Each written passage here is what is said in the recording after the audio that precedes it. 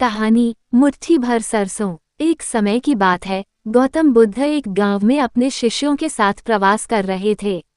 एक दिन एक महिला, जिसका नाम किसा गौतमी था, दुखी अवस्था में बुद्ध के पास आई। उसके हाथों में उसका मृत बेटा था।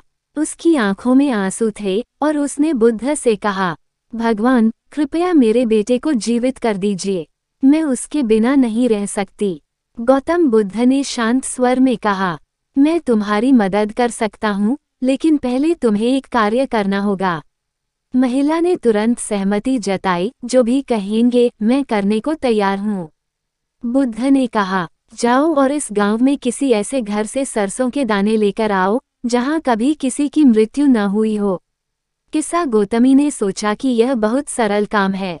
वह तुरंत गांव में घर घर जाकर सरसों मांगने लगी।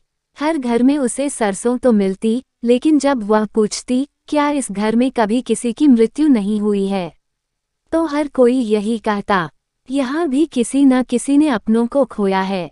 पूरा दिन बीत गया, लेकिन उसे ऐसा एक भी घर नहीं मिला जहाँ मृत्यु का शोक न हुआ हो। थकी हारी किस्सा गौतमी अंततः गौतम बुद्ध के पास लौटी और कहा, भगवान, मैं समझ गई हूँ, इस संसार में ऐसा कोई घर नहीं जहाँ मृत्यु न हुई हो। सभी को अपने प्रियजनों को खोना पड़ता है। बुद्ध ने मुस्कुराते हुए उत्तर दिया, ये सत्य है। मृत्यु इस संसार का अटल नियम है। जो जन्म लेता है उसे एक दिन जाना ही पड़ता है। दुख से मुक्ति पाने का मार्ग यही है कि हम इस सत्य को स्वीकार करें और अपनी आसक्ति को त्यागें। इस शिक्षा ने किस्सा गौतमी की सोच बदल दी। उसने अपने दुख को शांतिपूर्ण तरीके से स्वीकार किया और बुद्ध के शिष्य बनने का निर्णय लिया।